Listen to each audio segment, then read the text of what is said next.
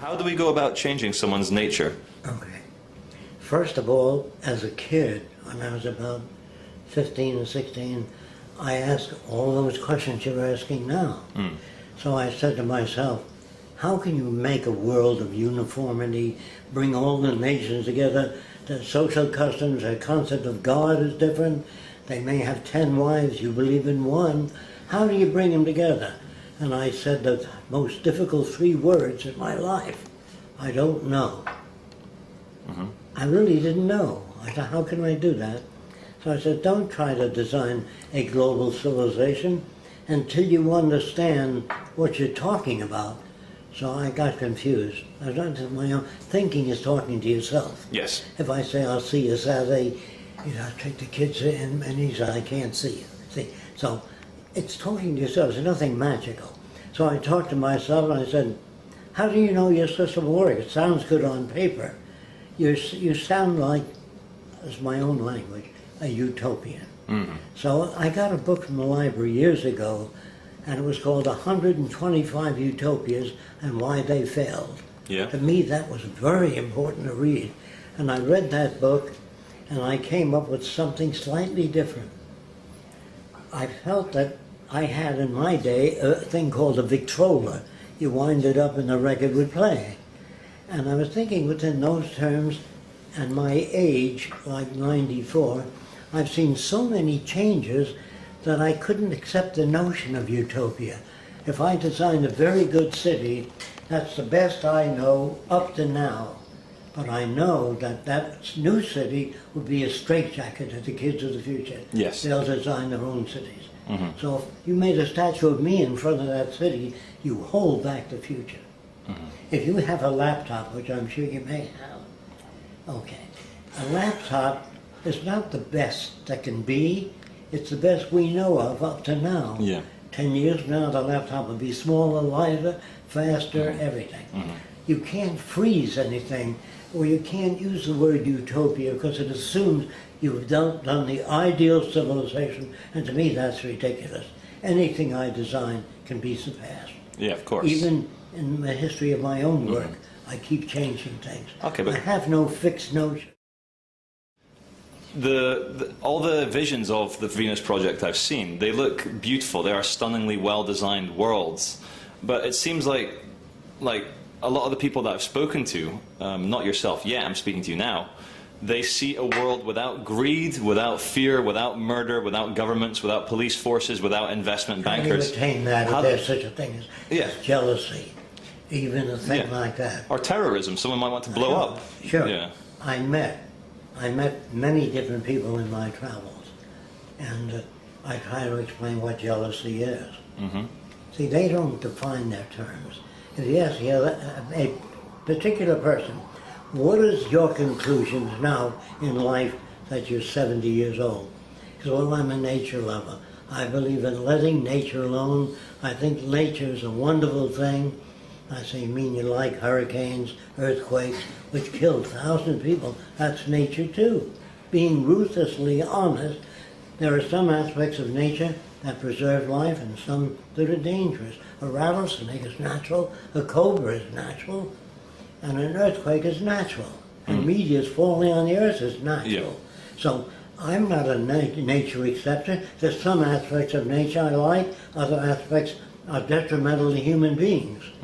So when I meet a person, say I'm a nature lover, I say, what do you mean by that? Another person says, I'm spiritual. I'm not sure what they mean. So I say, what do you mean by that? You mean you have no locks on your door? If you see a hungry person, you bring them into your house and feed them? Oh, no. And I know that what they're talking about, they have no real clarification of the use of words.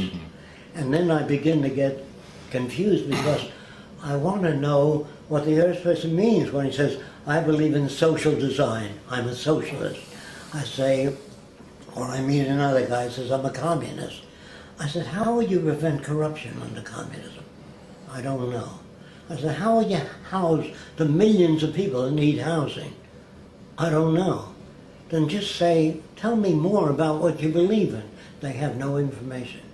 Then I meet a friend of mine or an acquaintance, not really that close, and he told me he was running for political office.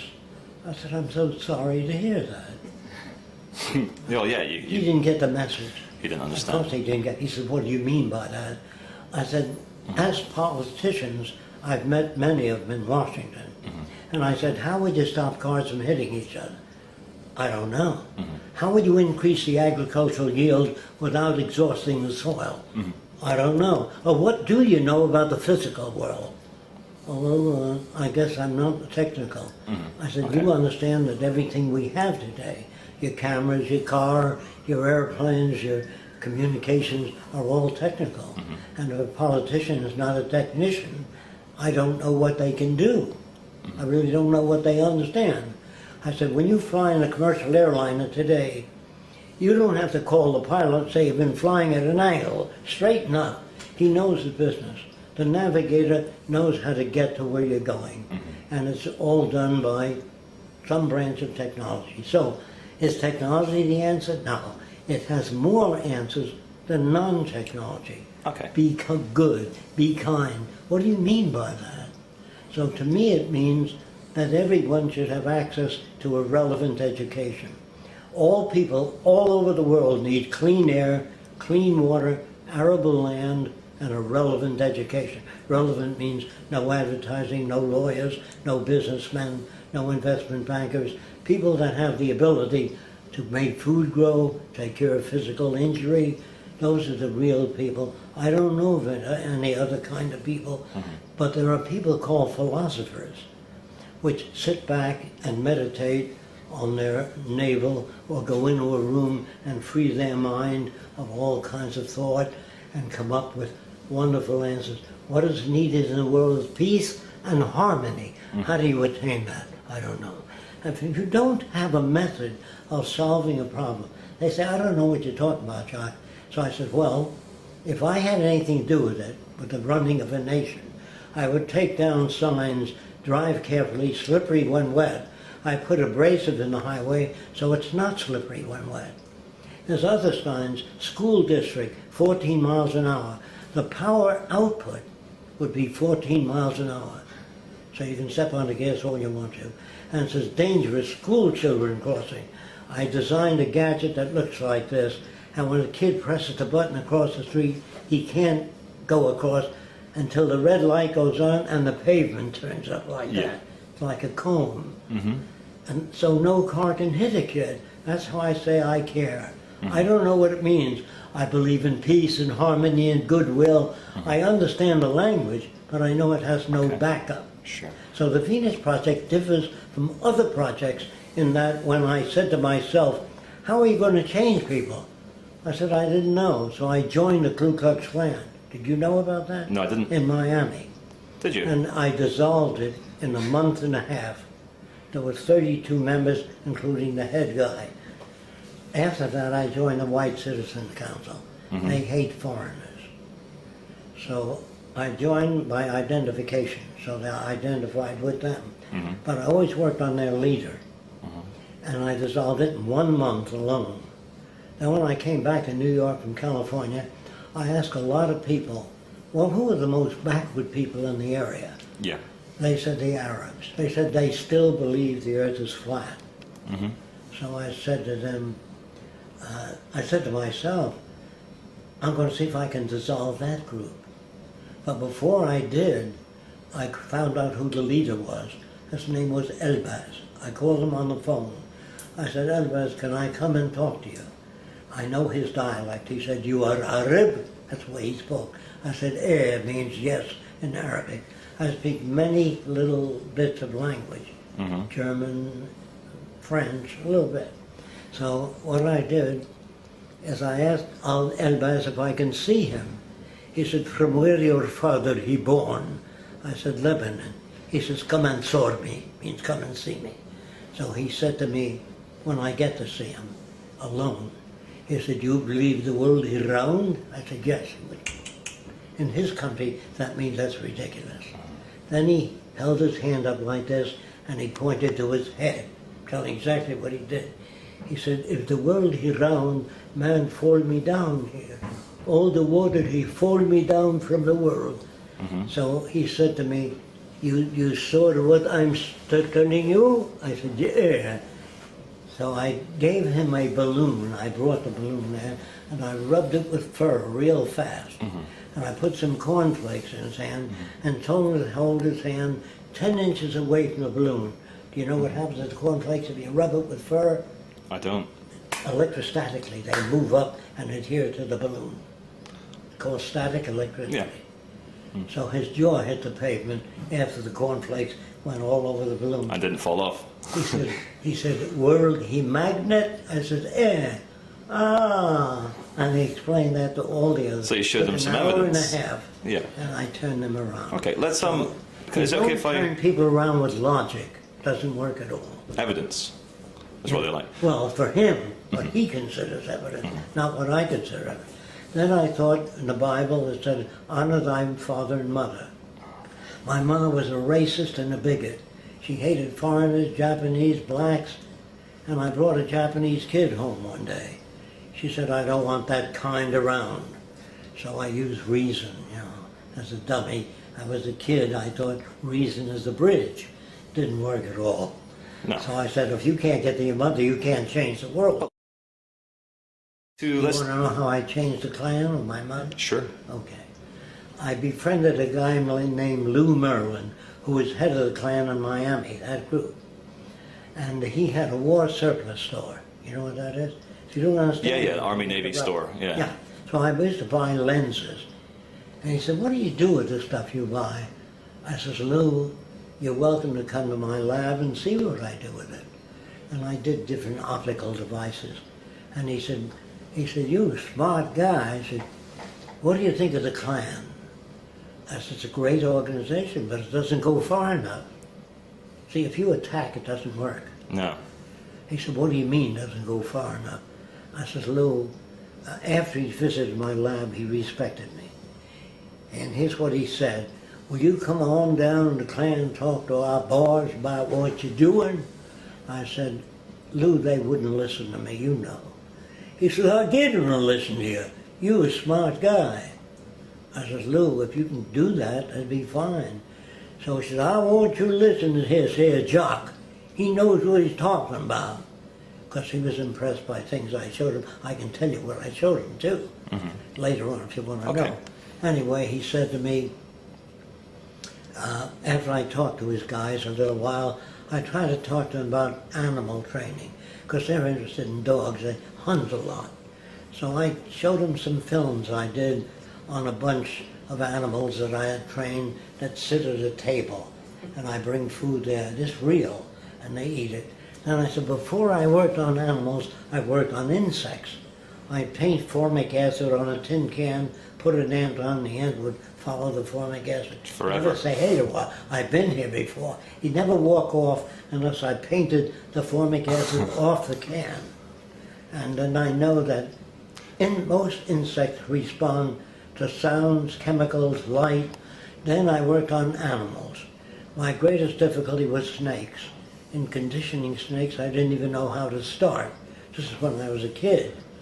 So what I did is I put a rack of brown mice in with the snakes, and the snake would center its head and grab the mouse. You'd see the hind legs kicking. And I was wondering how he swallowed it. The teeth have back right, and they move up and back, shoving it down the throat. Yeah. He didn't swallow. Then I wanted him not to bother the white mouse. So I put a white mouse in there, and I put a glass partition between the white mouse and the snake. And he'd center his head on the white mouse and hit the glass. And after 10 or 15 times, when the white mouse was anywhere within the area of the snake, it would make an attempt. So I pulled the glass out then, and the white mouse can go anywhere in that cage, but the snake would only eat the dark mouse. And the next thing I did is photograph the white mouse sitting on the snake's head, you know, they're all going like this. Yeah. And the snake was moving around, And they never wouldn't bother. bothered the You'd white condition the snake. yeah. Then I said, what about nature, like jealousy? Is that inborn? Is that an instinct? Or is it learned? So I talked to a psychologist about it. He says, no, it's a natural thing, jealousy. It's all over the world, in every animal. And I said, give me an example.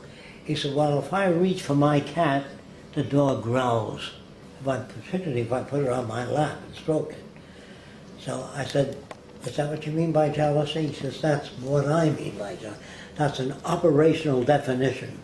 So I said, if it's instinctive, I'm going to try to find out. So I would feed the dog a little bit of fresh liver and then reach for the cat. And keep reading the dog fresh liver, and after 10 to 15 times, when I reach for the cat, the dog's tail would wag. So it's inborn that wouldn't happen. Mm. The dog would still growl. So I had to reject that. Mm. So I began to talk to scientists, mostly psychologists in the old days. And I said, why do you adjust people to the system? It's insane. Mm-hmm. That's what they do. They have to be stupid to do that. Because psychologists are brought up with a routine of behavior. And they are given statistics that are not always accurate. And so I began to do a lot of work myself. Now my grandfather changed me in certain ways. He said, Jacque, people came from all over the world to America. And they brought the printing press. The Arabs brought algebra. That's the name of an Arab, algebra. Mm-hmm. And the Arabs gave us mathematics and the zero. And different nations gave us a printing press and the language. We speak butched English in America. Yeah. So my grandfather said, if you love the earth, pledge allegiance to the earth and everyone on it. If you pledge allegiance to any one nation, you're negating all the other people. Mm-hmm. And that made sense to me. Now, my grandfather in other areas was not sane. He was unsane. He believed there were people lived under the ground that looked like us, that were replicas with chicken feet, webbed foot.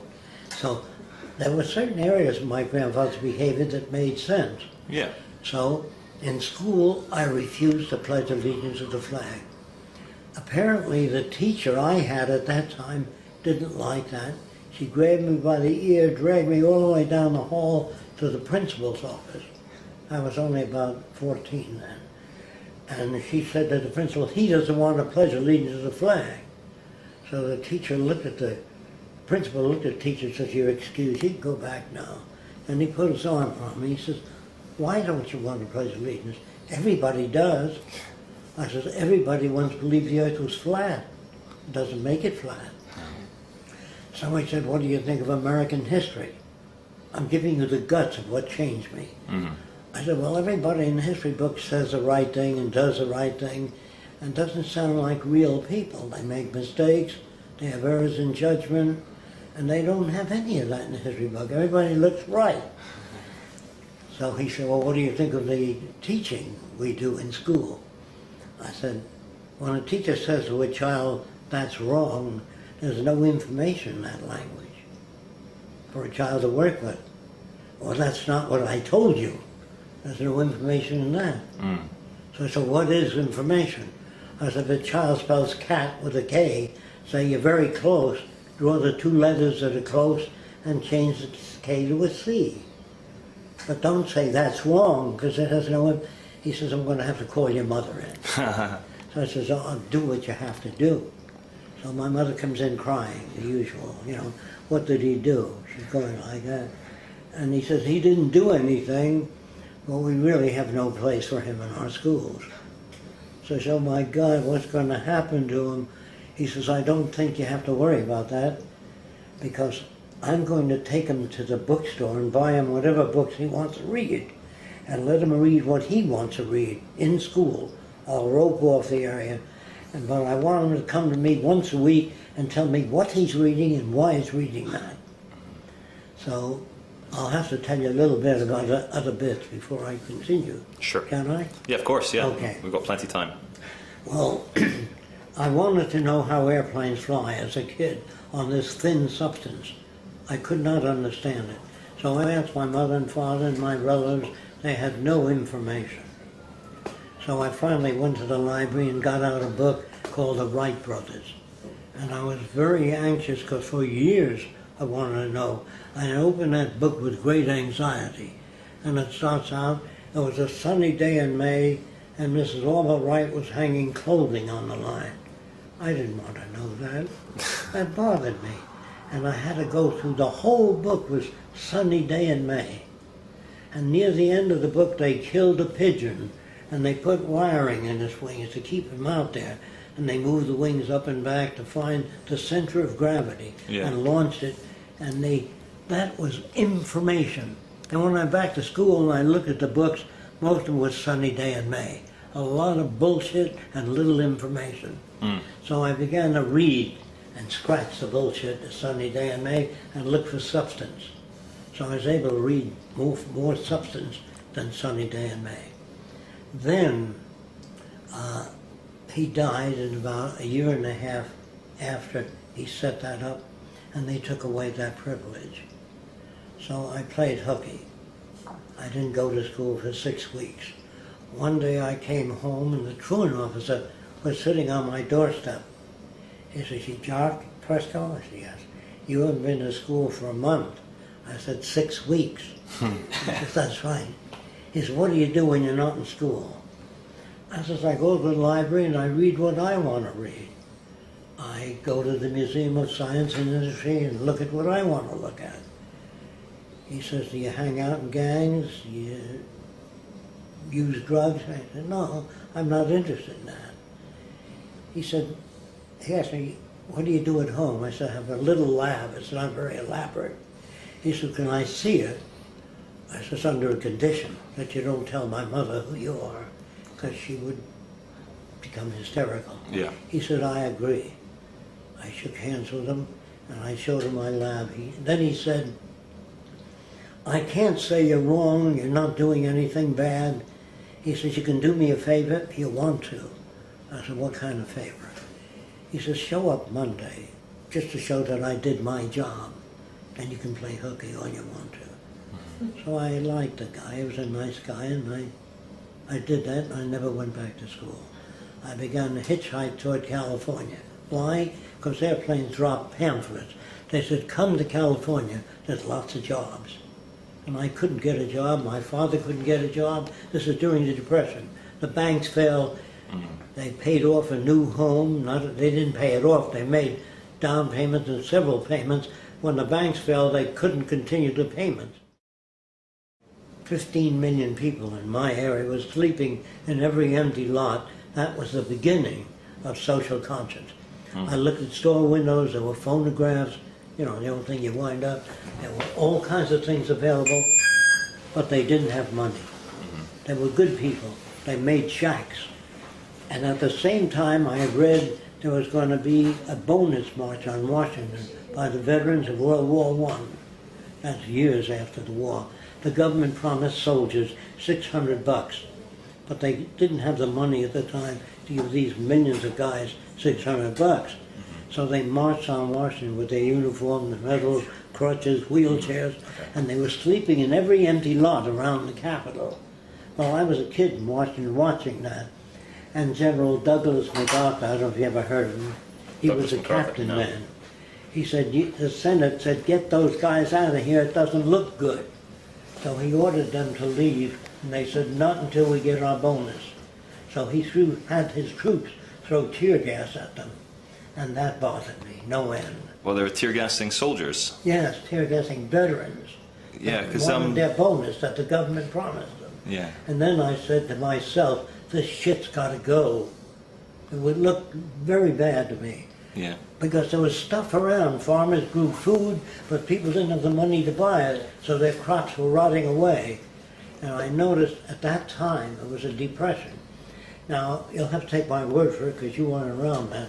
There were people up on soapboxes with an American flag and a Nazi flag, talking about the Nazi point of view. Yeah. There was socialists, communists, Mankind United, all kinds of people talking of new ideas. It was the Depression that stimulated that. Yeah. Well, they lost confidence in their elected leaders. Kind of like we have now. Yeah. Yes, exactly. Yeah. Mm-hmm. So I was standing in front of a communist speaking, and he said, "Beat it, Sonny." Because I was just 16 or so. It was all adults. No kids weren't interested in that. But I was standing there, and he said, "I told you to beat it." I said, "I want to hear what you've got to say." He said, "Why?" "Because I don't believe what the Democrats say about the Republicans and what Republicans say about Democrats. I want to hear from a communist what communism is." He says, "You can stay." Yeah. So an hour later, he said to me, I said to him rather, I want to ask you 1,000 questions. He said, you have to go to the YCL. I said, what's that? He said, Young Communist League. I said, where are they? He gave me an address. And I went there. And there were kids, boys and girls, 10 years to 17. And they were reading books like Dostoevsky's Crime and Punishment. The kids were not typical. They were different than normal. Yeah. They were much brighter. And so I waited till the meeting was over, and I raised my hand and said, how are you going to prevent corruption when communism comes in? And how are you going to house the masses? He said, well, when that time comes, we'll work on it. I said, look, it sounds very humane. Let's start a technical branch of the Communist Party and work on mass housing. They said, you're a deviationist. I said, what's that? You're deviating from the teachings of Marx. I said, I'm trying to help. I'd help anybody. So he said, you'll have to leave. You're deviating from Marx. But the vice president of the Young Communist League said, let's hear him out. And they kicked us both out. Mm-hmm. This guy was dumb, I think, because I was only going to help anybody. Yeah. Anyway, after they kicked us out, that was the time I hitchhiked to California. And this woman driving the car, descriptively, she must have weighed over 300 pounds. Brand new car. Big hat with cherries and feathers. That was normal when I was a kid. So she opened the door part of the way. She said, are you a Christian? I said, what else? She said, get in. So she let me in the car, and I fell asleep because I haven't slept for days walking on the road. And she poked me in the ribs. She really did hurt me. She said, you're not sleeping in my car. I said, what do you want me to do? I want you to sing all the way to Texas. I said, what do you want me to sing? Jesus loves me, that I know, of course the Bible tells. I had to sing all the way to Texas, but I realized that as a religious person, she didn't understand what she was reading. Yeah. She didn't understand the Bible. Sure. When they got to California, I went to where the airplanes said their jobs, and there were hundreds of people there. And the guy said, will you work for 8 cents an hour? Will you work for 7 cents an hour? And picked the low bidders. And that was very cruel to me. So I hitchhiked to one of the aircraft factories, and I was about, I think, nearly 18. And I said, I'd like a job. They said, are you a draftsman, an engineer? You understand aerodynamics? I said, no. I said, we can't hire you. You're a high school graduate. I said, that's true. So I showed him my drawings, and he said, you're hired. I said, what do you want me to do? Just think up ideas. I said, what are your problems? He said, well, when a big plane lands, I'm giving you detail. The big tires sometimes cost $10,000 a piece on a Ford Tri-Motor or a Condor, and the tires wear out fast. So I put vanes on the side of the wheel. When the landing gear, when you were in the air, the wheel would turn. If a landing gear was retractable, when they straightened out, the wheels were turned by the vanes on the side. Everything I thought of belonged to that company. I worked there for some time. And the guy said, the first 3 weeks you were here, Jacque, you made more contributions to the aircraft industry than the history of aviation. That's a chief draftsman. And he said to me, how do you think up all these things? I said, that's a long story. So he invited me to his home for dinner, and I explained it. He says, I want you to meet the chief aerodynamicist. That's a guy that studies airflow over wings and around surfaces. So he told him that I did not believe in the Bernoulli principle. Do you know what that is? No. Air flowing over the top of the wing covers a greater distance and creates a partial vacuum. So it creates and lift. 2/3 of the lift comes from the top of the wing, not the bottom. So I built a model wing to test that out. In order to deflect air up this way, you have to take a down load in the wing. Do you understand? If air hits and gets deflected that way, if you hold a racket at an angle, you'd think it would push the wing down. That's the resultant. So you get nothing for nothing. Yeah. I was telling Ford, the guy that hired me, that I didn't accept the Bernoulli principle. He told that to the chief aerodynamicist, and he came over to me and says, you don't accept the Bernoulli principle? I said, no, I don't accept certain aspects of it. He says, I don't even want to talk to you. And he walked away. Very famous guy, Dr. Klein. And that's the first time I encountered a scientist that was unscientific. Yeah. He should have said, what is it you have against it? If he was scientific, he'd try to help me if I were wrong. And so I began to say, gee, if a scientist behaves like that, then I mustn't honor scientists. I have to check them out, each one of them. I said, that's a tough job. So I got into a field called general semantics. The book is called Science and Sanity by Alfred Korzybski. He began to tell me that words people use are not information. They're just names they get in school. And that book really made me aware of language, communication. So I began to study semantics, followed by another book called Tyranny of Words by Stuart Chase. That would help you if you're really interested in the history of language. So I got Mind in the Making by James Harvey Robinson, How We Get to Be the Way We Are. And all of those books were based on experiment, not armchair philosophy. So I became highly experimental. Following that, I was working on a certain airplane called the DB-7, Douglas Bomber 7. And I didn't work on the bombing mechanisms. They always asked me to, so I don't know how to do that. Only safety devices for aircraft. And that plane had a tendency, I built a model of it, and put it in a spin tunnel, and it went into a spin right away. Instead of a diving spin, it was a flat spin. And the aerodynamics book said that most flat spins are fatal. Planes do not pull out. So I went to work on that problem and showed Ford, if you turn your wingtips this way, you can stop a flat spin. He said, great, I'm going to take out a patent on it. In the name of Douglas Division of Northrop Aircraft. Rather than in the name Not of you. Jacque Fresco, yeah. Yeah. Everything you think of, whether you're home or not, is taken by the company you work for. Yeah. So, and I thought that was unjust. I thought that was unfair.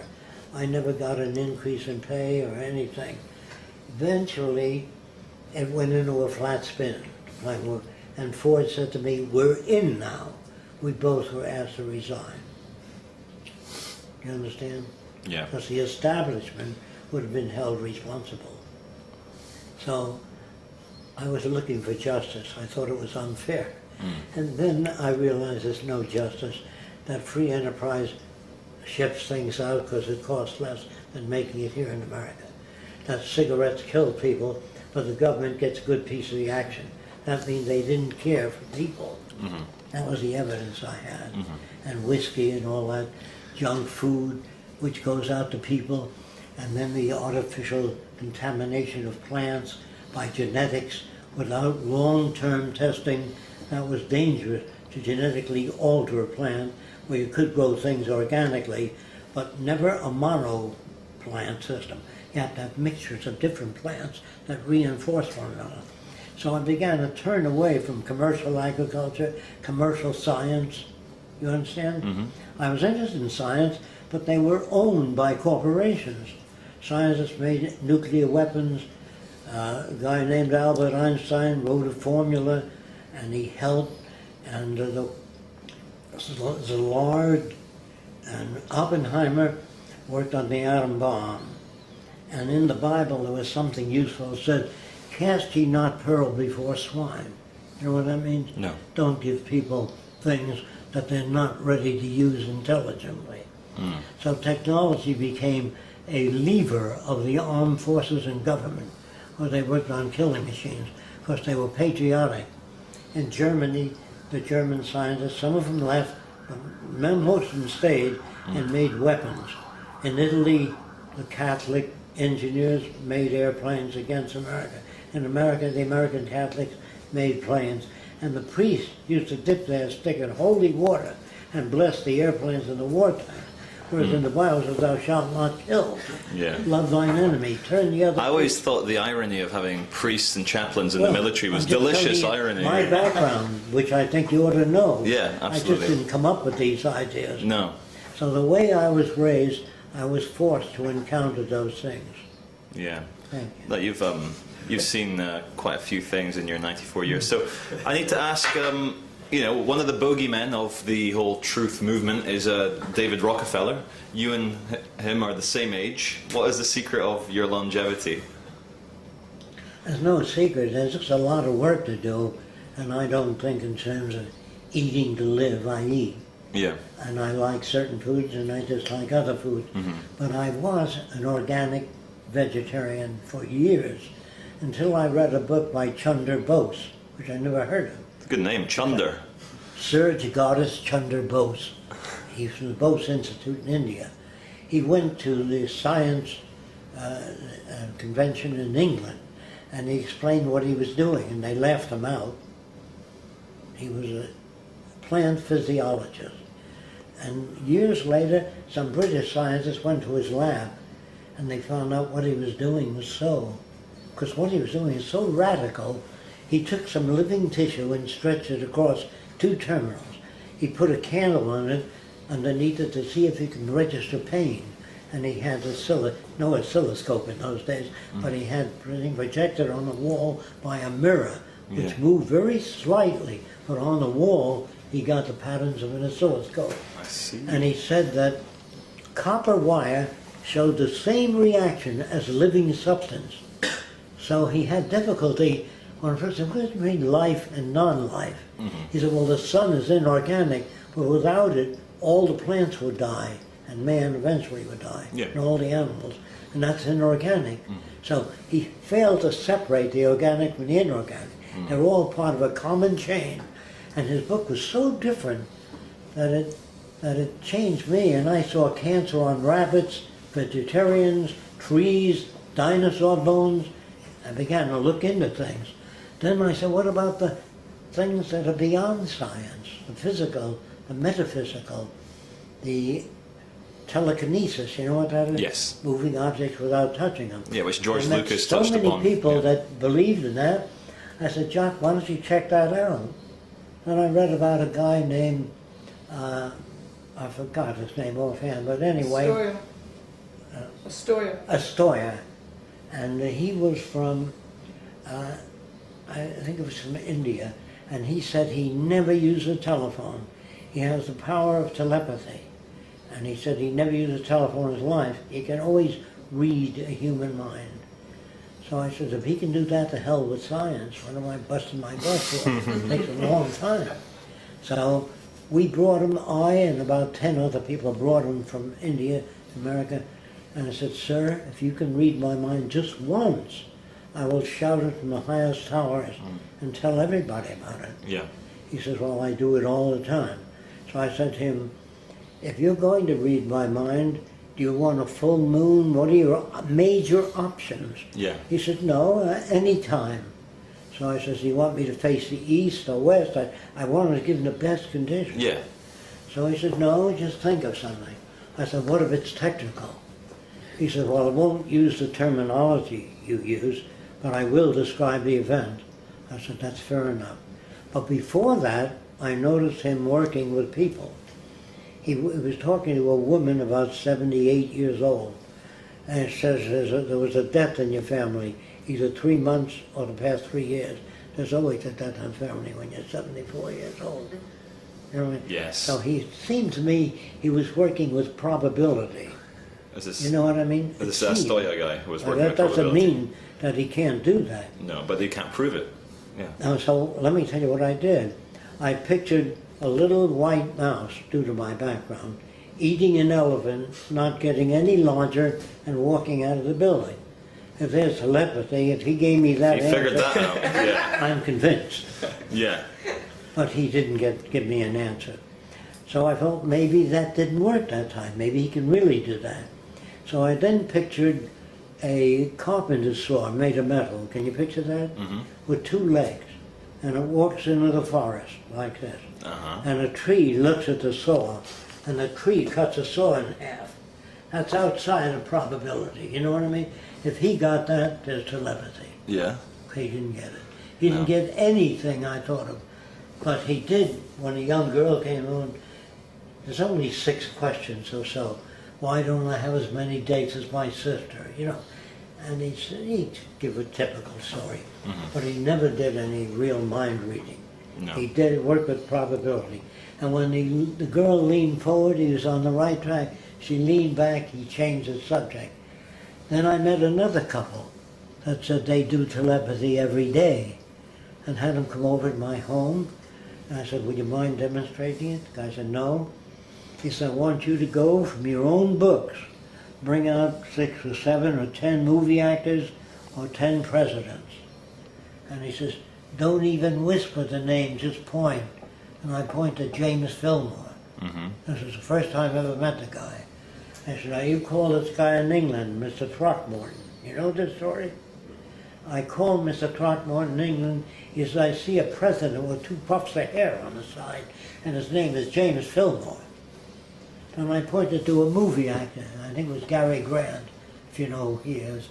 Anyway, I pointed, now call this guy in New Jersey, Smithson. I called him.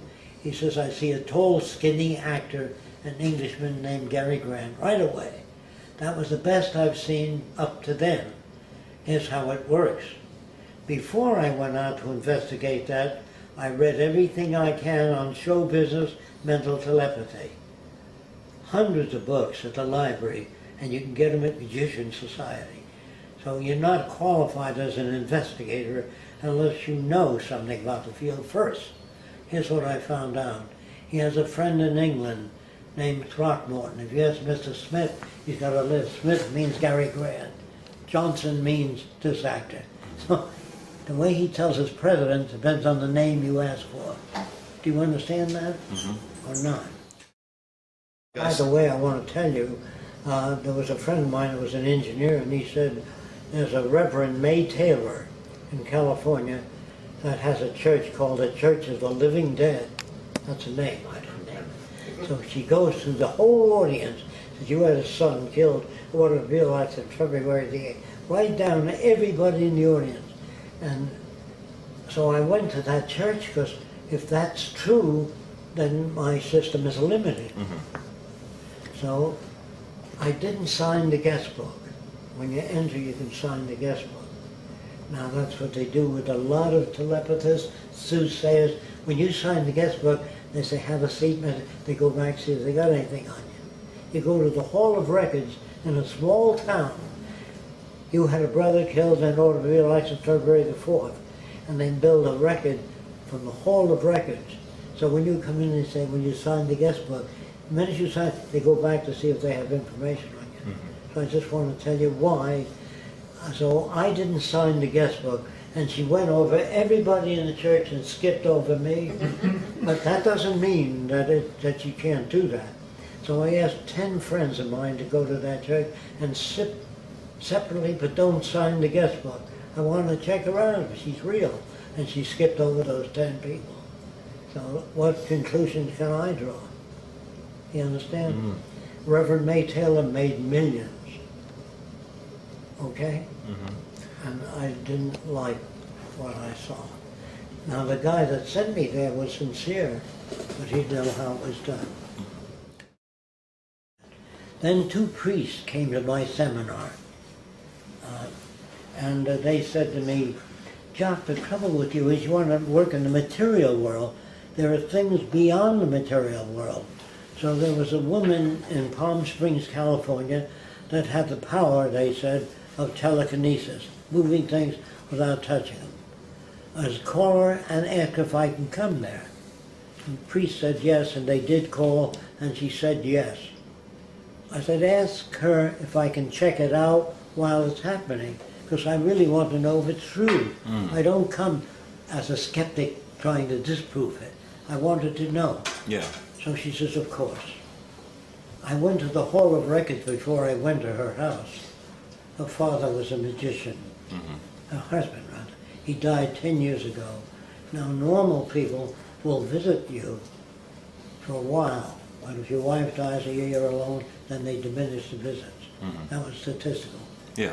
So I went to meet her. She was very pleasant, very polite. And she put this big vase on the table, and it started to move with the lights on and everything. No strings, anything. So I took a fountain pen I had, and I held it near the table, and I got a 60-cycle hum. I peeled the veneer off, and she had a bell buzzer upside down with 4 rubber shark mounts on it. The table was highly polished, slightly tilted. So I said, Father Dunn, Father Dempsey, come here and look. And she said to me, you son of a bitch, you get the hell out of here. I said, I'm not your enemy, but if you tell these kids that are here today that you have special powers, they don't work on problems. See, if you pray and hope that it rains, you have to dig an irrigation ditch if you have a drought to help the plants grow. Mm-hmm. So I said to her that I'm not your enemy. I understand why you're doing this. Very few people come to see you. You're lonely. And when you do this, you win approval and recognition. So she put her arms around me. We were friends again. Yeah. But I did not try to destroy her. Mm-hmm. And so I began to study as much metaphysics as I can. Levitation, auras. So far, I've never found anything. Sure. Except in a book, a religious book, this guy had a halo, and many witnesses to that. So I got another book called Anomalies and Curiosities in Medicine. There are many skin diseases that are luminescent. Did you ever see luminescent waves? Yeah, bioluminescence, yeah, okay. in the water. Okay. Yeah. So these skin diseases produce the luminescence, and they thought they were holy men. They were just not qualified observers. You know? Correct. Yeah. So a lot of that began to fall away in my background. So everything in my background became related to, do you have an operational definition for the words you use? So if I use words, I must have a visual picture of what those words are based on. And that did away with a lot of bullshit. Just getting closer. I got that from semantics. Then I met semanticists and asked them how they would change society. They didn't know. They had all the words worked out, but they had no operational definitions. That is, to make society better. Yeah. Then I got to meet Italian kids in America. The Italian kids spoke like this: hey, where you going, eh? Make me get a ride on your bike. Means may I use your bike. And then I met Irish kids, and they say, there's a fine Irish lad, a good fellow, from Dublin, you know. And I noticed how their dialect reflected where they're coming from. And the Southerners, oh, get me a nigger and kick his ass, reflection, facial movements, everything. Then I noticed in France, they use their hands, vive la France, vive la Tour Eiffel, the Eiffel Tower, you know. And how they lips move, facial expression, exactly reflecting the culture they came from. But if they lived in Germany 10 years and came to America, they spoke with a German-American accent.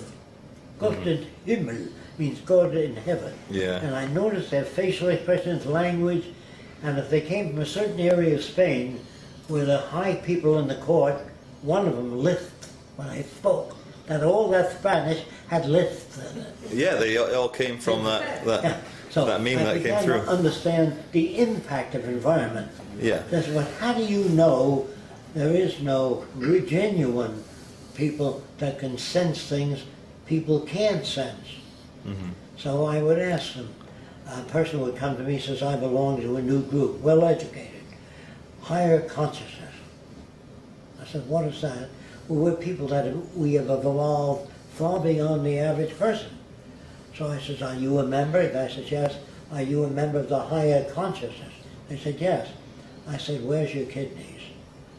I'm not sure. So I said, how fast is the blood moving in your vein and artery? Well, I don't know that. I said, what do you mean by higher consciousness?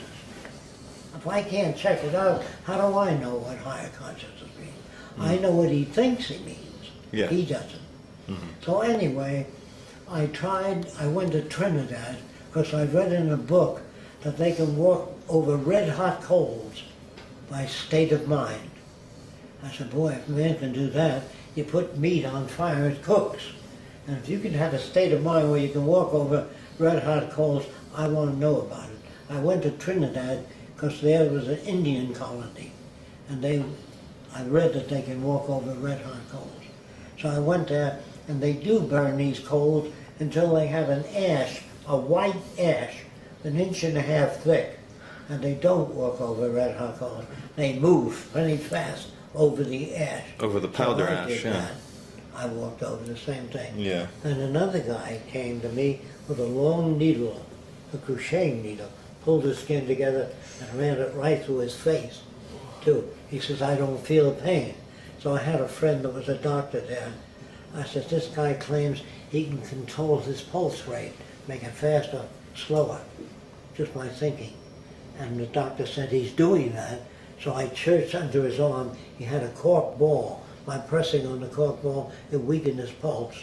So I said, here, doc. He said, gee, I didn't see that. I said, I know that. Here's how it's done.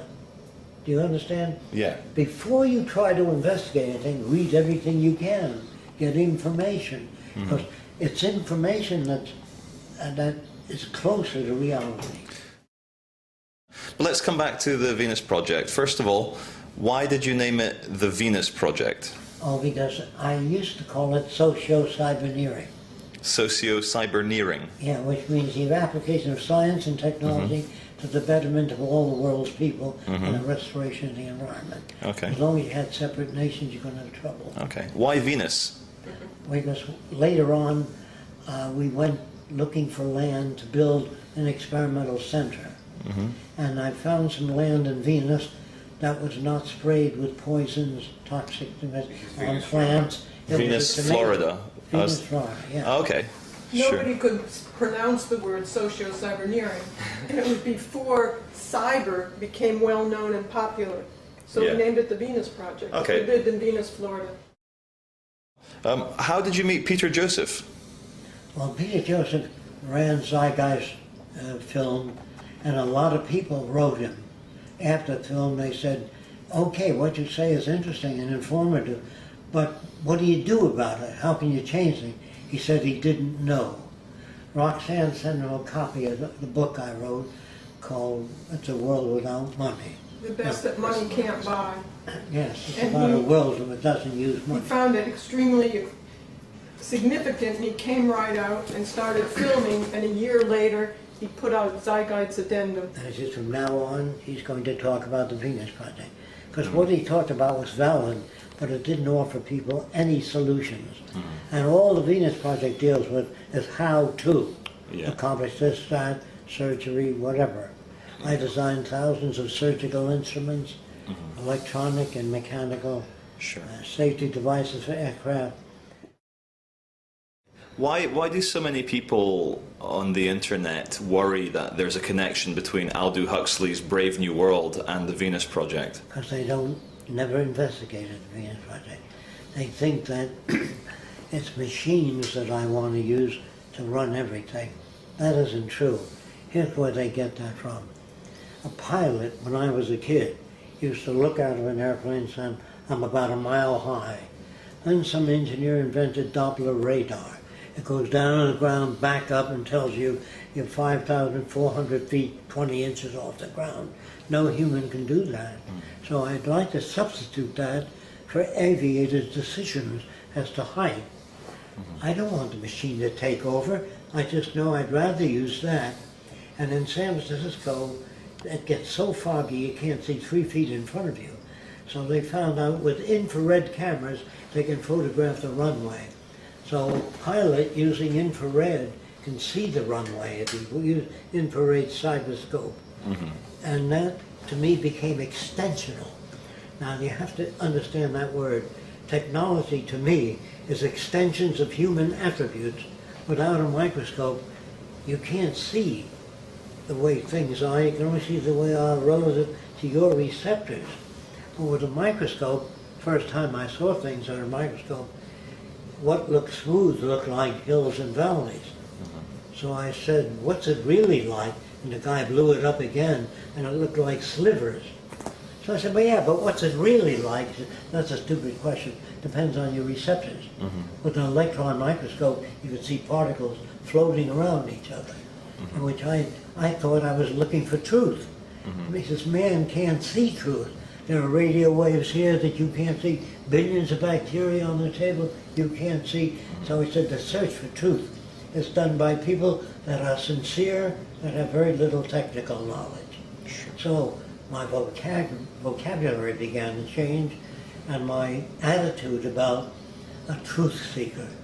in order to be a truth seeker, you'd have to know everything to know that which is true.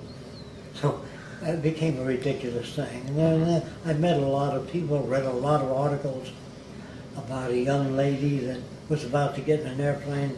She was about 16. She said something came over, she doesn't know what, but she didn't get in that plane, and it took off nose down, and 150 people died, and she said, Jesus saved me.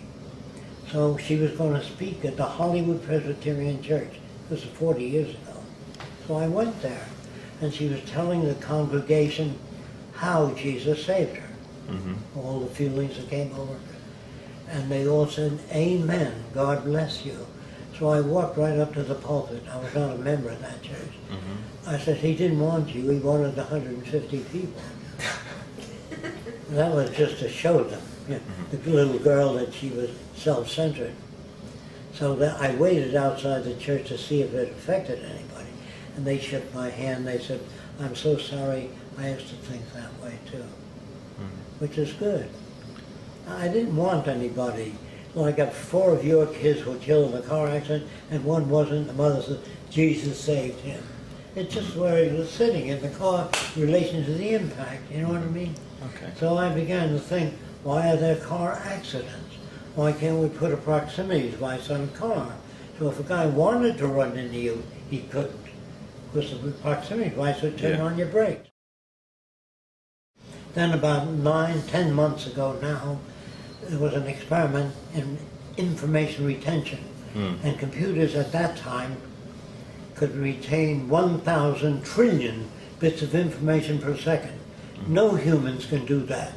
So I want to put machines in Washington connected to industry, production, agriculture, to get an overview of our capabilities, not to replace people that can do the job better. No. And not to control people, only monitor agriculture. Now let me just tell you something I'm sure you don't know. From 3,000 miles up in space, with infrared cameras, if you photograph the Amazon jungle, you'll see all the thick trees as red in a definite pattern. So the Earth turns under the infrared camera, and we get a picture of the state of disease of plants all over the world. No human can do that. So those are the areas that we wish to automate. So we have a picture of the Earth, and we have a picture of the ocean, which comes out when it's contaminated in different colors.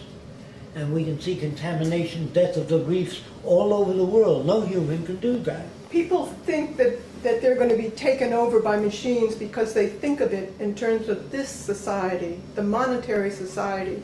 And I'd be scared shitless of machines taking over in this society. In fact, that's what's happening. No matter how much you don't want machines to do things, it doesn't make any difference. They're better than people. They're faster in factories, and they're going to take over people's jobs. But in this society, they displace people, and they hurt people. People use machines to subvert other people and hold them down and bomb them and kill them for resources. So it's not the machines we should be wary of, it's the abuse and misuse of machines. And as long as we live within the monetary system, it's going to be more fascistic, the machines will be more hurtful. That's why that's why Jacque came up with a resource-based economy, because they wouldn't be used that way. They couldn't be used that way if you understood what the resource-based economy would be. How do we convince people that that's not When a good I way? was about 17, I built a new kind of airplane. I better even tell you how I did it. I dropped a piece of balsa wood and rotated it to the Earth accidentally. So I S-shaped it and rotated faster. And so I designed 2 wings on an airplane that rotate, not a propeller. Just rotated. And it went to the ground slowly, took off faster. And when I went to a model airplane meeting, most of the normal kids turned out normal airplanes. I never did. I worked alone, some of them didn't fly, and I had to overcome the problems. And I didn't depend on approval from other kids. I depended on, I think I can solve this problem or that problem, and I learned to do that alone. But if I joined with other kids, they walked over me and said, what the hell's that supposed to be? You know, they didn't say, that's an interesting type of aircraft, does it work? You know, they didn't do that. And they appeared to be abnormal to me, but made that way by associating with normal kids. Yeah. Then I began to disassociate with normal kids and began to read and experiment. But I was reinforced for it because when the principal roped off the back of the class and he let me read what I wanted to read, I was beaten up by normal kids. In the aircraft factory, when this guy Ford roped off an area and said, just think up new things, I was beaten up by the engineers. Can you understand that? Yeah, because they don't want you. They don't want to deviate from. So I began to lose respect for education. I began to look into universities, and they were better equipped than ever with the technical equipment. But the wars were getting worse. They could bomb whole cities with nuclear and wipe out thousands of people in a few seconds. Yeah. And so I said, there's something wrong with our culture, obviously. Very much so. And so I went to work on the redesign of a culture. That's what made me started. And then the problems, how do you change people for years, have been brought up generations. So I went back to China and started to study Chinese. And I asked Chinese people with correspondence, was there ever a Chinese baby born that spoke Chinese through the millions, thousands of years of speaking Chinese? They said no, always had to go to school. Then I began to question, can people pass on experience to their young? And I tried that in all languages. No American nor Englishman ever spoke English without going to school. And we took a Filipino baby and brought up in Italy, he speaks just like an Italian. So you can't pass on acquired characteristics. You could pass on double eyes or triple ears or multiple breasts, but you can't pass on what you've learned. If you're a mathematical genius, you can't pass it on to your kids. But if you have a way of reaching those kids, you can give them the ability to do that. Then if you're born with a better brain, say more neurotransmitters, you know what an idiot savant is? It's a guy that can tell you, if you say, what happened in 1918, February the 2nd? That's the day the first battleship was honored, see? And they said, gee, what a fan. The guy in other areas is an idiot. There were more neurotransmitters in a regional area of the brain. So, if you're born with a better brain than anybody, a better brain tissue, more neurotransmitters, you become a fascist faster.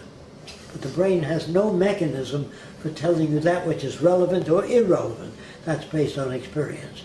So I notice when a baby fox sees a porcupine, it doesn't know what it is. It gets closer and closer, then it sniffs it and gets stuck and stays away. And people say, you see, he learned. No, he was changed by the stick. They use the word learn.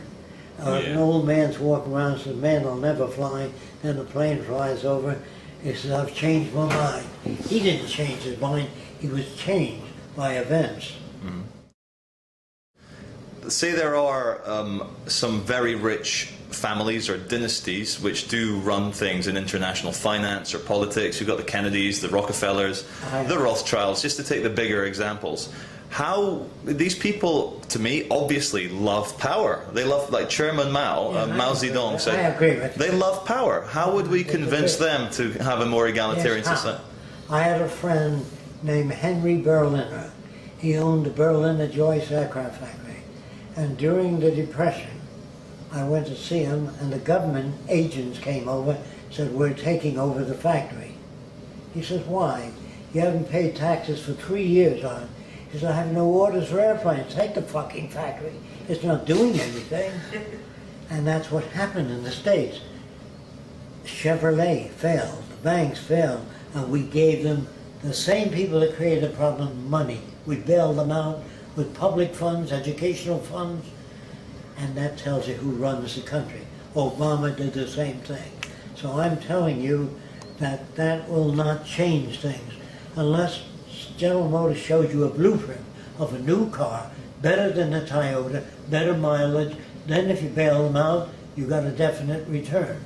But if they show nothing, you just bail them out, it means they're basically corrupt. Now, they already lost their factories, but we bailed them out. This time, there is no bailout. We've never had a condition where we went to war where everybody didn't prosper. Now, you have wars all over the world and people aren't prospering. Yeah. With nuclear war, it would take 3 days. There's no time for profit. Do you understand? I do. So you can't make any money. So I say, if they were to conscript you to serve in the army, this is the way I talk to soldiers, they should conscript all the war industries so no one makes a buck out of war. Then it's real. I talk that way to soldiers. They say, gee, that's right. But if you say, you're just killing people, they don't think, what are you, some kind of a foreign agent? Yeah. Show them what's missing. And if you can't do it linguistically, do it with films. Yeah. Now, films can get to millions of people. I can. I travel around the world. I may talk to maybe 500 people in an audience and convince them. I think I know how to do that. But there's millions of people, and if you movies, you can get to millions of people in 1 month. So that's why I recommend movies. Yeah. I will show movies of how I got to be the way I am. I would show movies with things that I really didn't talk to you about, that man cannot think or reason. All that's bullshit. Yeah. And I show how the mind works, how we get to be creative, what creativity is. People write about it. The man is very creative. They're born genius. They have fantastic inheritance, or they're gifted. If a person's gifted, why give him a medal? Yeah. If you're born a mathematician, you know what I mean? Why honor them? Why have a beauty contest? The girl didn't make her face. It was made of mud and she shaped everything. You can give her a medal, but if she's born that way, why honor them? So anyway, I began to dissect the culture all over the world, and they're all full of shit, all cultures. Yeah. So it's easy to say Fresco is full of shit in all the world. Yeah. Why do people on the internet associate Venus Project with the elite depopulation agenda? Well, first of all, one world, according to General Motors, is their one world. According to the Federal Reserve and banking system, their idea of one world is with them in control. Yeah.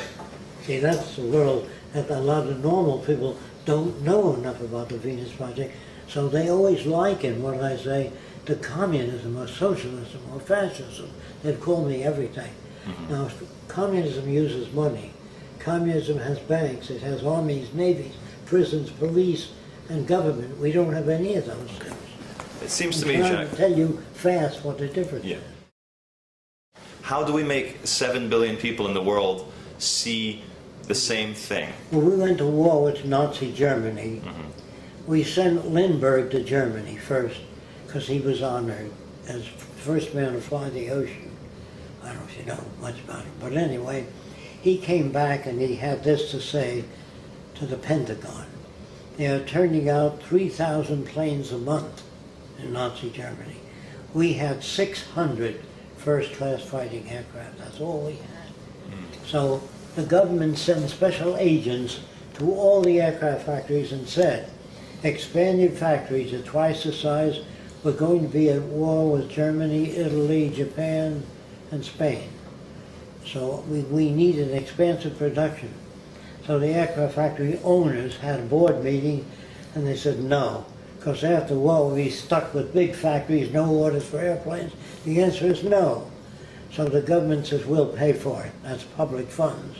So they borrowed money from the banks, created a super debt with the public funds. After the war, the American people owned 60% of American industry, and they gave it to them for 3 cents on the dollar, gave it back to industry.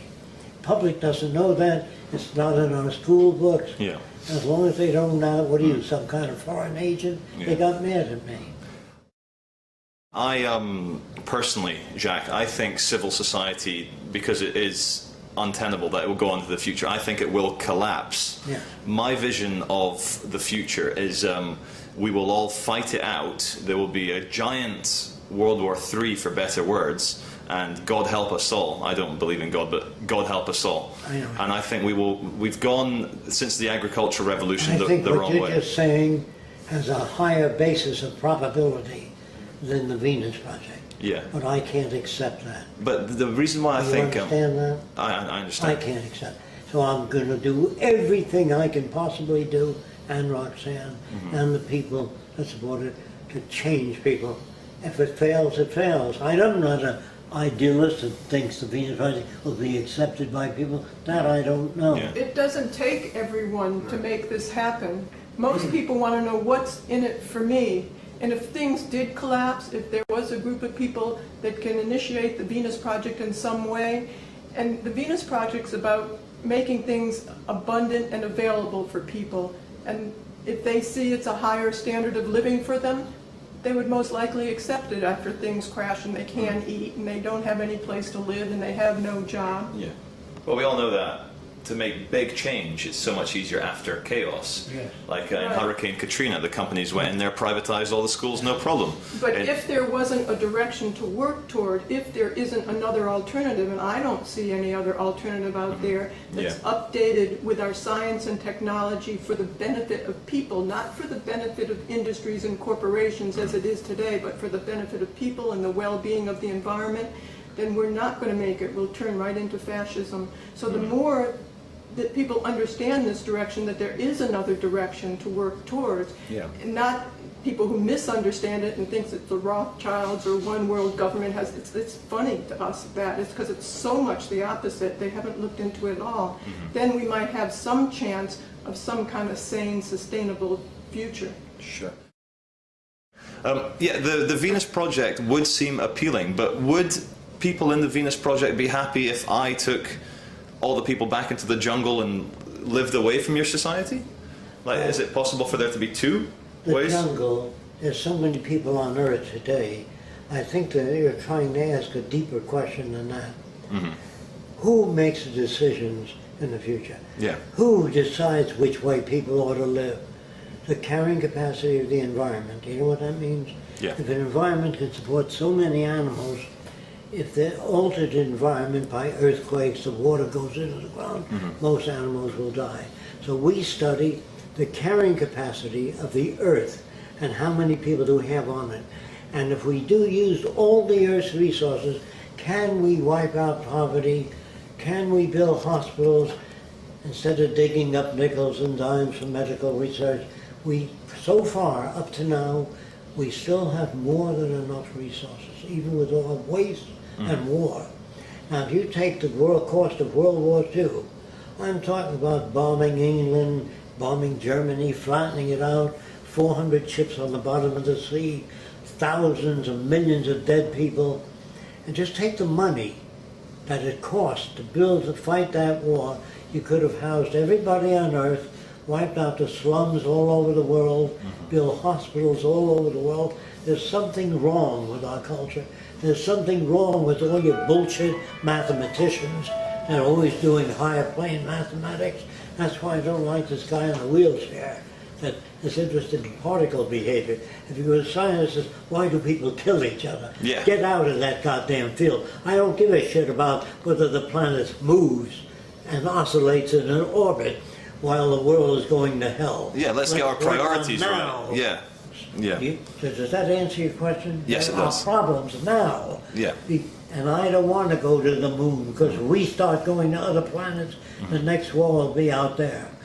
And so I want people to learn to live together and go out into space as a joint venture. Is that acceptable? Yeah. I'm very much against any single nation going out there. Well, absolutely, because it's just an act Where of do we separation. disagree? Well, we don't. Thanks, Jacque. If the 3.5 billion Indian and Chinese want an American lifestyle, this planet will last maybe another 20 years. So we all know that the system maybe even needs to collapse. I think you know more than they do. If you can impart that information, some people know this much, some know that much, so they don't all really know, and they think that somehow our government looks after us. They have false beliefs, or God won't let it happen. Yeah. Jesus will come down first. You know what I mean? Yeah. So they have misinformation, and that divides us. So it's my job, when I talk to priests and ministers, I turn them around. I've changed many different ministers to agnostics, not atheists. but I've changed them so that they no longer believe that Jesus is going to come down in the clouds. Yeah. And I tell them that those are little stories, and if you ever watch me talk to a group of people, I approach them differently. Knowing a little bit about their background, I change the tone. I don't talk to people to win approval. I talk to them by delivering what I know to be relatively so. And that I know that I myself in 2 years will be changed. If I live that long, I'll change things. I think you will live to 2012. I have no fixed notion of what the world ought to be. Yeah. It's a constantly, see, these are called, the word for this type of society is called established. The society I talk about is called emergent. It's never established. It's always undergoing change. To where, I don't know, because the next 40 years, with so many new inventions, I can't extrapolate. I can only to a limited extent. The Venus Project isn't perfect. It's just a hell of a lot better, and it's a start, bringing the world together. I'd rather attempt that than go down in flames with society. Why do so many people use the word cult when talking about the Venus Project or Because the they've Zeitgeist? never read the book. If they read the book, Yeah. and they say, your society has insufficiencies, I say, like what? Well, your beams aren't thick enough to hold up the building. Give me information. And they say, well, you want to stop cars from hitting it. How would you? I know how to do that. I know how to put up houses automatically.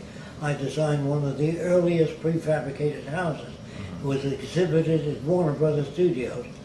They charged, I think it was $3 a piece for people just to look at it. And that money went to the Heart Fund. You can look it up. Everything new was ridiculed and laughed at in the beginning. When the Wright brothers were developing the plane, the scientists of the time... Established, yeah. Right, well, all of them were saying that man can't fly, but the Wright brothers never read those books, so they went right ahead and built a flying machine. Yeah. So we don't listen to what people say when they call it names and it can't happen, because if you listen to that, there'd be nothing new. Do you think, Jacque, the power of love could ever overcome the love of power? Well, that's a quote I've heard many times. First of all, the word love doesn't mean the same thing to different people. So I always ask them, what do you mean by love?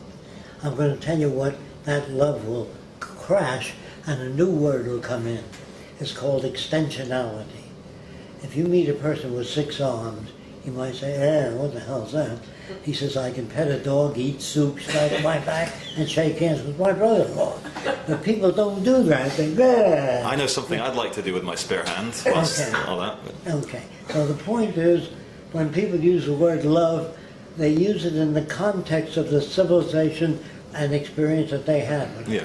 In the future, when people meet, a guy is going to see how extensional that person will be to him, and they will associate with one another because of extensionality.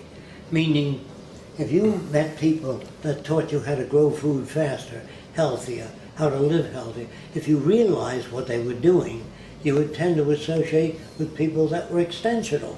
The word love has so many different meanings, so many different people, we would rather use extensionality. So when I told the aircraft industry you can break a flat spin by turning your wingtips into the wind, when I told them you can get airplane tires to turn, they loved it, but the tire companies didn't like it. Of course you not. Understand that? Yeah, because it affected their sales. You need less tires. So you gotta, that's why you have to concern yourself with many different aspects of the social system. Yes. I think my personal role is to bring about chaos out of the order. Do you have anything to say about that? If for someone like me, I want to... You don't have to worry about it, it's going to happen. Yeah, exactly. Yeah, I agree. It's happening now all over the world. Okay, let's get more close and personal now, Jacque. We've got 15 minutes left on the battery. Do you have any religious or spiritual or esoteric or occult beliefs? If I know what you mean by those words, I'll use the term extensionality. Okay, if yeah. You're extension. Like transhumanism, is that, am I understanding it correctly? Yes, I'm interested in that. Okay. I believe that humans, 500 years from now will be very different than we are.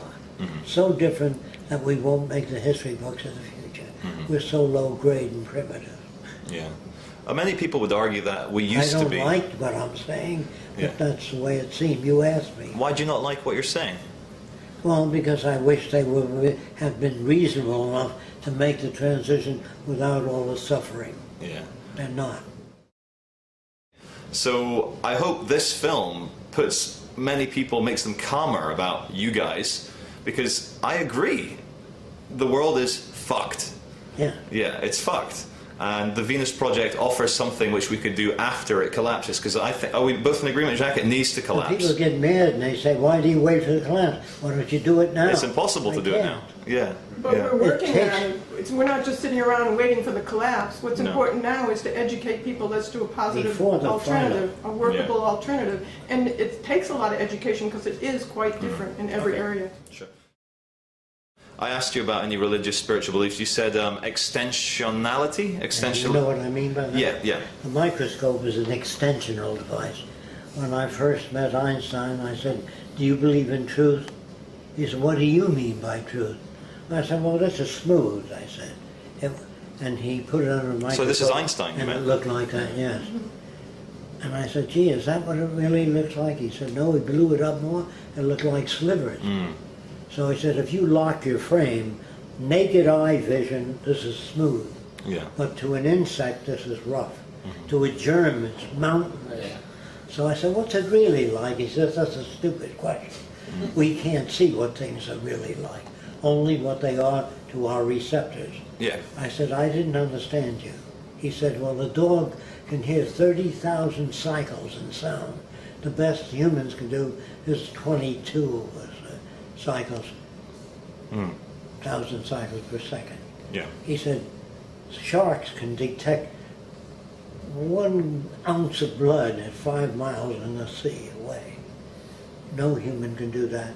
He says, so when you say humans are the highest evolved forms, you are projecting, Jacque. He said, there are many different animals. A chicken hawk can see a dime from the top of the Empire State. A human being is a 3-foot ball. So when you say we're the highest forms, talk about what area. So when you talk about love, say, do you love your mother? In what area? I didn't like my mother's racial views, her prejudice, her bigotries, but she was nice to me. Yeah. She was concerned. So when you say I'm in love with that person, that's never true. You like certain aspects about them. And once you learn that it's a fluctuating thing, you don't become confused. You understand. Yeah. So Because what I I'm asked. talking about is extensionality in the reference that I use it. Okay? What is consciousness to you, Jacque? Well, people believe it's a degree of awareness.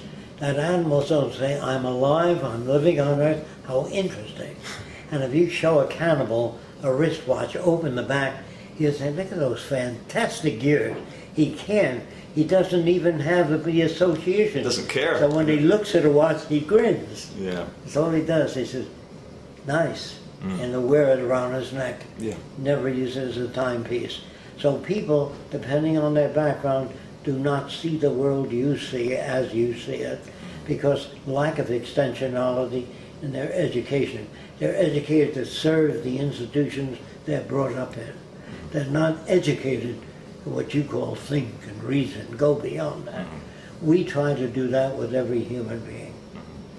And where we fail, we'll try to solve that problem. If I can't get to a person, I say, I don't know how to get to them. I don't say they're dumb. So I don't know how to reach them, which makes me work harder. Okay? Do you think ultimately everything will be okay for the human species? I don't know. No. How do I know that? No. We may kill each other. Well, we've been doing And it we for may even hundreds of build thousands. this beautiful world and the media smash it. I don't know. Who the hell knows? I saved a kid from drowning once. And somebody said, it's a wonderful thing you did. And I said, that I don't know. Unless I see a picture of that kid's life thereafter. If it became Adolf Hitler, I'd say I did a lousy thing. I don't know. How would I know? Jacque, do you think there is one infinite consciousness and we're experiencing it subjectively? Not at all. No. What would be like, when we look at the kind of history of mankind? You can see that it never existed. well, okay. So if we look at the overall massive cosmological bigger picture, if you could sum up in maybe 3 minutes what's going on. That if a hurricane came and went over a church or around it, or if there's just children in a building and the hurricane went around that building, I say there is a cosmic consciousness. But hurricanes don't seem to respect anybody. And a tidal wave drowns thousands of people. Yeah. And an earthquake has buildings collapse on Jews, Swedes, Catholics. It doesn't No, but seem that to give a explains shit. the. Okay, what makes a serial killer? Okay. The guy's name was Albert Fish. They believe he ate 40 children. And the public wanted to tear him to pieces or burn him alive. They were very bitter at him. A psychiatrist named Albert, not Albert Fish, but Wortham. His name was Wortham. He said, don't kill him. I want to try to find out what made him that way so we can avoid those conditions in the future. I like that guy. And he is what he found. When Albert Fish was 8 years old, he was touching his private parts. His mother was an old-time Baptist, good person, came in and said, you are going to burn in hell touching that part of your body. That is satanic, and you will burn eternally. She scared the shit out of the kid. And the mother said at 2 in the morning he was screaming. And she went into the bedroom, he stuck needles in his genitals because he didn't want to go to hell. Can you understand that? I do understand. Then he used to take minority kids into the woods and try to cut their genitals off to save them from hell. I understand. What do you think a soldier is? He's a guy that saw movies of Japanese raping women. That's called propaganda. Yes. Because Japanese have as many rapists as we have. They're not all that different. But with propaganda, you can make people hate Germans, call them krauts, sauerkraut from that. And Or nowadays Japanese Muslims, slanty yeah. eye bastards. Whatever it is that we hate, we manipulate. We make movies to get kids to enlist in the army, Yeah. showing medals, heroes. And I want you to know this. I worked for a guy named Ernst Udet. He was the head of the German Air Force in World War I. I worked for him. Really? I said, how did you shoot down 70 airplanes? He says, it was very easy. That's the way he spoke. He said, I would fly above the squadrons and look at the rookies. You know what that means? The amateur pilots Yeah. weren't good at getting, and I'd pick them off. Was that Predatory, clear? yeah. Yeah, that's how he did it. Yeah. When you were asking, how could you possibly do that? Yeah. And he answered, well, yeah, this is how, yeah. He told me. Excellent. Same for Eddie Rickenbacker, American hero. Shot down about 65 planes. There's no other way you can do that. If you had equal abilities up there, you might last through 6 or 7, but not 71 airplanes. Yeah. Do you understand what I'm saying? I do understand. Okay. So to me, all the people that are heroes, they're all part of this sham. Yeah. Okay? I'm not mad at them or angry at them, I understand them. If you're brought up in this world and you have a machine gun and you kill 400 men enemies, they put medal on you, 5 medals. Yeah, you're not a mass murderer, you're not a serial killer, you're a hero. Do you understand there are no mass murders, no serious, they're made by certain conditions. Yeah. And if we don't know what those conditions are, hate substitutes for solutions. How they get to be the way they are. Yeah, then it makes them a And lot if less you know scary. how to change them. Yeah. If you know the mechanisms of change, it takes, people say, how long would it take to change all the people on Earth? Given control of the broadcasting companies, movies, and the media, it's 3 months. That's all. 3 months. That's all. That's probably quite true. Well, they did it We with got swine that- flu, I got that Islam. from the army. Yeah. I said, how do you take people out of church, kids, and make them killing machines? Yeah. We get a guy named Frank Capra. He made a movie called Why We Fight. Make the Japanese look bad, make the Germans look terrible, make Spain look Works awful. every time. And it works every time. All How right. long did it take? 3 months. So give me movie control of television, radio, and it doesn't take that long because the people get it, they change other people. Absolutely.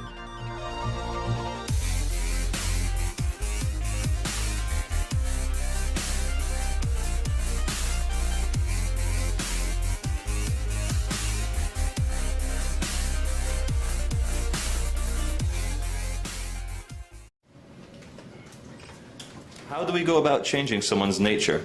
Okay.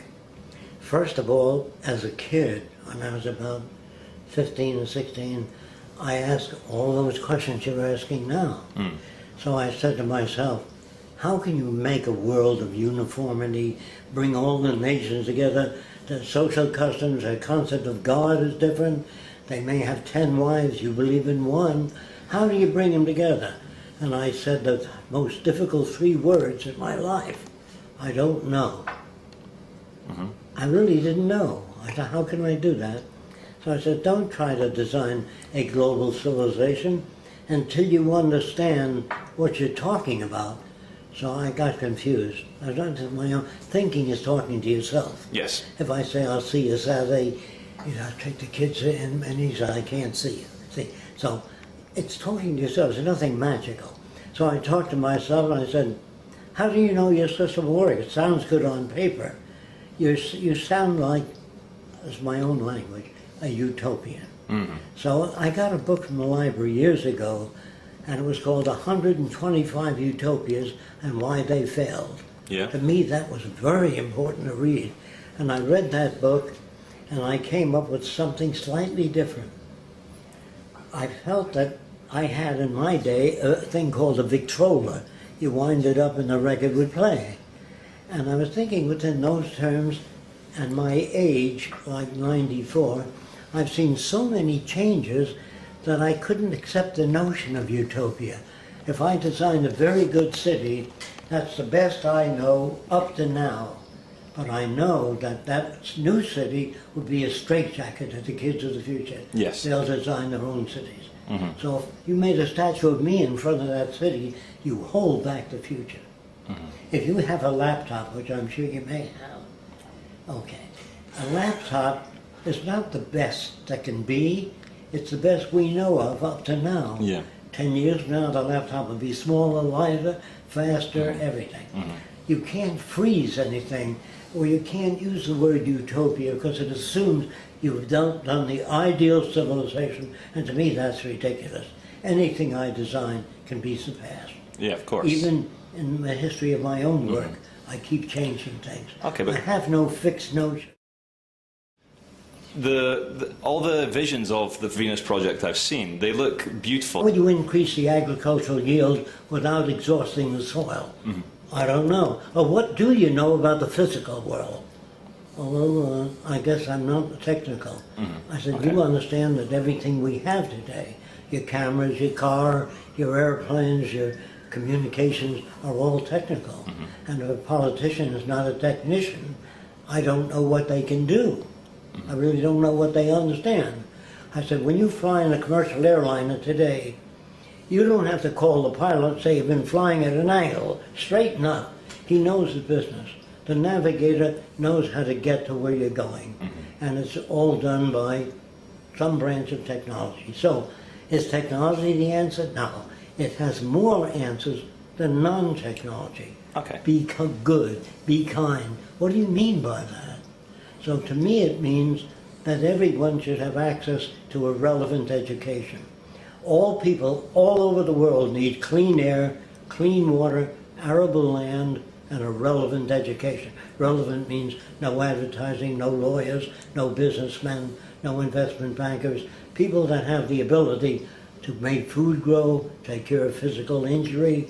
Those are the real people. I don't know of any other kind of people, but there are people called philosophers, which sit back and meditate on their navel or go into a room and free their mind of all kinds of thought and come up with wonderful answers. What is needed in the world is peace and harmony. How do you attain that? I don't know. If you don't have a method of solving a problem, they say, I don't know what you're talking about, Jacque. So I said, well, if I had anything to do with it, with the running of a nation, I would take down signs, drive carefully, slippery when wet. I put abrasive in the highway so it's not slippery when wet. There's other signs, school district, 14 miles an hour. The power output would be 14 miles an hour. So you can step on the gas all you want to.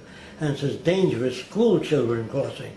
I designed a gadget that looks like this, and when a kid presses the button across the street, he can't go across until the red light goes on and the pavement turns up like Yeah. that. It's like a cone. Mm-hmm. And so no car can hit a kid. That's how I say I care.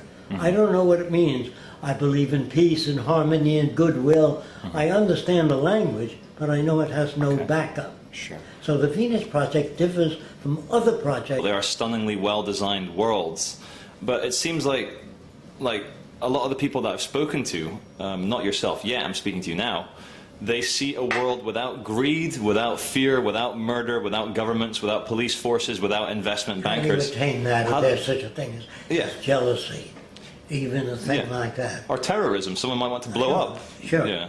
I met many different people in my travels, and I try to explain what jealousy is. Mm-hmm. See, they don't define their terms. Yes, a particular person. What is your conclusions now in life that you're 70 years old? Because, well, I'm a nature lover. I believe in letting nature alone. I think nature is a wonderful thing. I say, you mean you like hurricanes, earthquakes, which killed thousands of people? That's nature too. Being ruthlessly honest, there are some aspects of nature that preserve life and some that are dangerous. A rattlesnake is natural, a cobra is natural, and an earthquake is natural. And meteors falling on the earth is natural. Yeah. So I'm not a nature acceptor. There's some aspects of nature I like, other aspects are detrimental to human beings. Mm-hmm. So when I meet a person, say I'm a nature lover, I say, what do you mean by that? Another person says, I'm spiritual. I'm not sure what they mean. So I say, what do you mean by that? You mean you have no locks on your door? If you see a hungry person, you bring them into your house and feed them? Oh, no. And I know that what they're talking about, they have no real clarification of the use of words. Mm-hmm. And then I begin to get confused because I want to know what the earth person means when he says, I believe in social design. I'm a socialist. I say, or I meet another guy who says, I'm a communist. I said, how would you prevent corruption under communism? I don't know. I said, how would you house the millions of people that need housing? I don't know. Then just say, tell me more about what you believe in. They have no information. Then I meet a friend of mine or an acquaintance, not really that close, and he told me he was running for political office. I said, I'm so sorry to hear that. Well, yeah, He didn't get the message. He didn't Of understand. course he didn't get. He said, what do you mean by that? I said, as politicians, I've met many of them in Washington. Mm-hmm. And I said, how would you stop cars from hitting each other? I don't know. Mm-hmm. How? In that, when I said to myself, how are you going to change people? I said, I didn't know. So I joined the Ku Klux Klan. Did you know about that? No, I didn't. In Miami. Did you? And I dissolved it in a month and a half. There were 32 members, including the head guy. After that, I joined the White Citizens Council. Mm-hmm. They hate foreigners. So I joined by identification, so they identified with them. Mm-hmm. But I always worked on their leader. Mm-hmm. And I dissolved it in 1 month alone. Then when I came back to New York from California, I asked a lot of people, well, who are the most backward people in the area? Yeah. They said the Arabs. They said they still believe the earth is flat. Mm-hmm. So I said to them, I said to myself, I'm going to see if I can dissolve that group. But before I did, I found out who the leader was. His name was Elbaz. I called him on the phone. I said, Elbaz, can I come and talk to you? I know his dialect. He said, you are Arab? That's the way he spoke. I said, means yes in Arabic. I speak many little bits of language, mm-hmm. German, French, a little bit. So what I did is I asked Elbaz if I can see him. He said, from where your father he born? I said, Lebanon. He says, come and saw me, means come and see me. So he said to me, when I get to see him, alone, he said, you believe the world is round? I said, yes. In his country, that means that's ridiculous. Then he held his hand up like this, and he pointed to his head, telling exactly what he did. He said, if the world is round, man fall me down here. All the water, he fall me down from the world. Mm-hmm. So he said to me, you saw what I'm telling you? I said, yeah.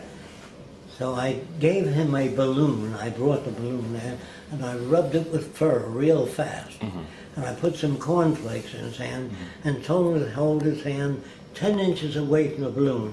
Do you know what happens to the cornflakes if you rub it with fur? I don't. Electrostatically, they move up and adhere to the balloon.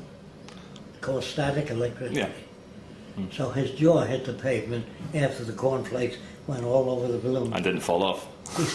He said, world, he magnet? I said, yeah. Ah. And he explained that to all the others. So you showed them some An evidence. hour and a half. Yeah. And I turned them around. Okay, let's, is it You okay don't if I... turn people around with logic. Doesn't work at all. Evidence. That's what they like. Well, for him, what he considers evidence, not what I consider evidence. Then I thought in the Bible it said, honor thy father and mother. My mother was a racist and a bigot. She hated foreigners, Japanese, blacks, and I brought a Japanese kid home one day. She said, I don't want that kind around. So I used reason, you know, as a dummy. I was a kid, I thought reason is the bridge. Didn't work at all. No. So I said, if you can't get to your mother, you can't change the world. You want to know how I changed the Klan with my mother? Sure. Okay. I befriended a guy named Lou Merlin, who was head of the Klan in Miami, that group. And he had a war surplus store. You know what that is? If you don't understand. Yeah, Army-Navy store, yeah. Yeah. So I used to buy lenses. And he said, what do you do with the stuff you buy? I says, Lou, you're welcome to come to my lab and see what I do with it. And I did different optical devices. And he said, you a smart guy. I said, what do you think of the Klan? I said, it's a great organization, but it doesn't go far enough. See, if you attack, it doesn't work. No. He said, what do you mean it doesn't go far enough? I said, Lou, after he visited my lab, he respected me. And here's what he said, will you come on down to the Klan and talk to our boss about what you're doing? I said, Lou, they wouldn't listen to me, you know. He said, I didn't listen to you. You a smart guy. I said, Lou, if you can do that, that'd be fine. So he said, I want you to listen to his here, Jacque. He knows what he's talking about. Because he was impressed by things I showed him. I can tell you what I showed him, too, later on, if you want to know. Anyway, he said to me, after I talked to his guys a little while, I tried to talk to them about animal training, because they're interested in dogs. They hunt a lot. So I showed them some films I did on a bunch of animals that I had trained that sit at a table. And I bring food there. It's real, and they eat it. Then I said, before I worked on animals, I worked on insects.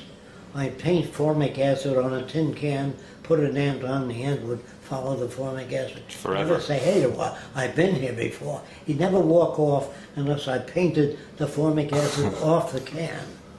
And then I know that most insects respond to sounds, chemicals,